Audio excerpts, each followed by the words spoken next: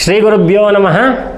ಹರಿ ಓಂ. ಗುರು ಬ್ರಹ್ಮ ಗುರು ವಿಷ್ಣು ಗುರುದೇವೋ ಮಹೇಶ್ವರ ಗುರು ಸಾಕ್ಷಾತ್ ಪರಬ್ರಹ್ಮ ತಸ್ಮೈ ಶ್ರೀ ಗುರುವೇ ನಮಃ.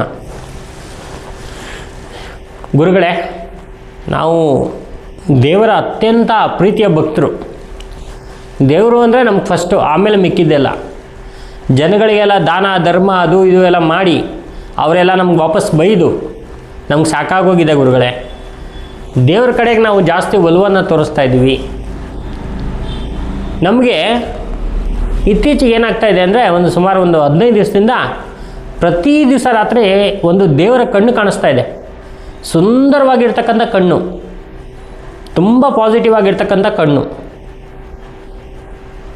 ಆ ಕಣ್ಣು ಕನ್ಸಲ್ಲಿ ಕಂಡ್ರೆ ಏನು, ಅದರ ಫಲ ಏನು ಅಂಥೇಳಿ ಒಬ್ಬರು ಭಕ್ತಾದಿಗಳು ಕೇಳಿದ್ದಾರೆ. ಅದೇ ಡಿಸ್ಕಷನ್ ಮಾಡಬೇಕಾದ್ರೆ ನಮಗೂ ಕೂಡ ಇದರ ಅನುಭವ ಆಗಿತ್ತು. ನಾವು ಕೂಡ ಈ ಥರ ಕಣ್ಣುಗಳನ್ನ ಸುಮಾರು ಸಲ ನೋಡ್ತಾ ಇದ್ವಿ. ಆ ಥರ ದೇವರ ಕಣ್ಣು ಕನ್ಸಲ್ಲಿ ಬಂದರೆ ಏನಪ್ಪ ವಿಚಾರ ಅಂತಕ್ಕಂಥ ವಿಚಾರ ನನ್ನ ಮನಸ್ಸಿನಲ್ಲಿ ಬಂದಾಗ, ಯಾಕೆ ಇದನ್ನು ನಾವು ಜನಗಳಿಗೆ ಹೇಳ್ಬಾರ್ದು? ಯಾಕಂದರೆ ಎಷ್ಟೋ ಜನಕ್ಕೆ ಈ ಥರ ಕಣ್ಣು ಕಾಣಿಸಿದೆ, ಆದರೆ ಈ ವಿಚಾರ ಹೇಗೆ ಕೇಳೋದು ನಾವು?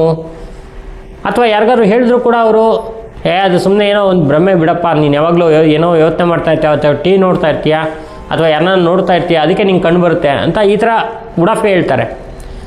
ಆದರೆ ಈ ಥರ ಅದ್ಭುತವಾಗಿರ್ತಕ್ಕಂಥ ಕಣ್ಣು ಏನಾದರೂ ನಿಮಗೆ ಕನಸಿನಲ್ಲಿ ಬಂದರೆ ಏನಪ್ಪ ಫಲ ಅಂತ ಹೇಳಿದ್ರೆ, ದೇವರು ನಿಮ್ಮ ಕಡೆಗೆ ದೃಷ್ಟಿ ಇಟ್ಟಿದ್ದಾನೆ ಅಂತ. ಅಂದರೆ ನಿಮ್ಮ ಜೀವನದ ದುಃಖದ ಕೊನೆಯ ಟೈಮ್ ಮುಗ್ದಿದೆ ಅಂತ ಹೇಳಿ ಅರ್ಥ. ಅಲ್ಲಿಂದ ಆ ದೇವರ ಒಂದು ಕೃಪೆ, ಅನುಕೂಲ, ಅನುಗ್ರಹ ಅಂತಕ್ಕಂಥದ್ದು ನಮ್ಮ ಮೇಲಾಗುತ್ತೆ. ಆ ದೇವರ ಕಣ್ಣು ನಾವು ದೃಷ್ಟಿ ಇಟ್ಟು ನಮ್ಮ ಒಂದು ಕನಸಿನಲ್ಲಿ ನಾವು ನೋಡ್ತಾ ಇದ್ದೀವಿ ಅಂದಮೇಲೆ ಪೂರ್ತಿಯಾಗಿ ನಾವು ಪರಮಾತ್ಮನಿಗೆ ಸರೆಂಡರ್ ಆಗಿದ್ದೀವಿ. ನಾವು ಮಾಡ್ತಾ ಇರ್ತಕ್ಕಂಥ ಜಪ ತಪ ಸಿದ್ಧಿಗಳು ಒಂದು ಚೆನ್ನಾಗಿರ್ತಕ್ಕಂಥ ಒಂದು ಅನುಕೂಲವನ್ನು ತಗೊಂಡಿದೆ, ನಮಗೆ ಒಳ್ಳೆಯ ಅನುಕೂಲವನ್ನು ಮಾಡಿಕೊಡ್ತಾ ಇದೆ. ವಿಶೇಷವಾಗಿರ್ತಕ್ಕಂಥ ಸಿದ್ಧಿಗಳು ನಮ್ಮಲ್ಲಿ ಆಗಿದೆ. ಮತ್ತು ಒಂದು ವಿಶೇಷವಾಗಿರ್ತಕ್ಕಂಥ ನಮಗೆ ದೇವರ ಏನೋ ಒಂದು ಅದ್ಭುತ ಸೂಚನೆ ಇದೆ. ಅದ್ಭುತ ಸೂಚನೆ ಅಂತ ಹೇಳಿದ್ರೆ ನಮಗೇನೋ ಒಳ್ಳೆಯ ಆಪರ್ಚುನಿಟಿ ಬರುವಂಥದ್ದಿದೆ.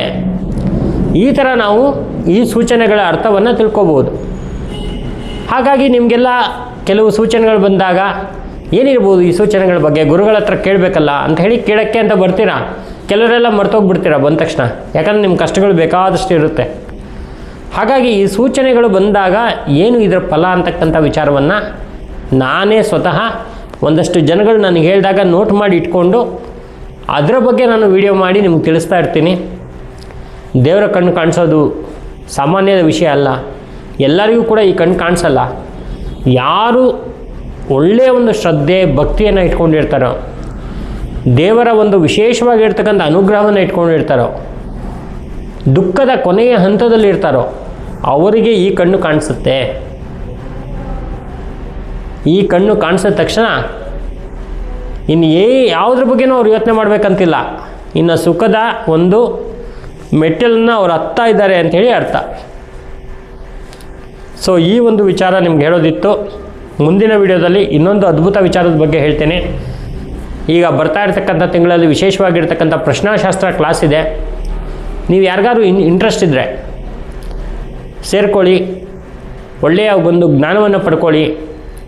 ಹಲವಾರು ಸೂಚನೆಗಳ ಬಗ್ಗೆ, ಹಲವಾರು ಯೋಗದ ಬಗ್ಗೆ, ಹಲವಾರು ಶಾಪಗಳ ಬಗ್ಗೆ, ಹಲವಾರು ದೋಷಗಳ ಬಗ್ಗೆ, ಹಲವಾರು ಯಂತ್ರಗಳ ಬಗ್ಗೆ, ಹಲವಾರು ತಂತ್ರಗಳ ಬಗ್ಗೆ, ಹಲವಾರು ಮಂತ್ರಗಳ ಬಗ್ಗೆ, ಪ್ರಶ್ನಾಶಾಸ್ತ್ರದ ಬಗ್ಗೆ, ಕೌಡೆ ಪ್ರಶ್ನೆಯ ಬಗ್ಗೆ ಸಂಪೂರ್ಣವಾಗಿರ್ತಕ್ಕಂಥ ಮಾಹಿತಿಯನ್ನು ಕ್ಲಾಸಲ್ಲಿ ಕೊಡ್ತಾಯಿದ್ದೀನಿ.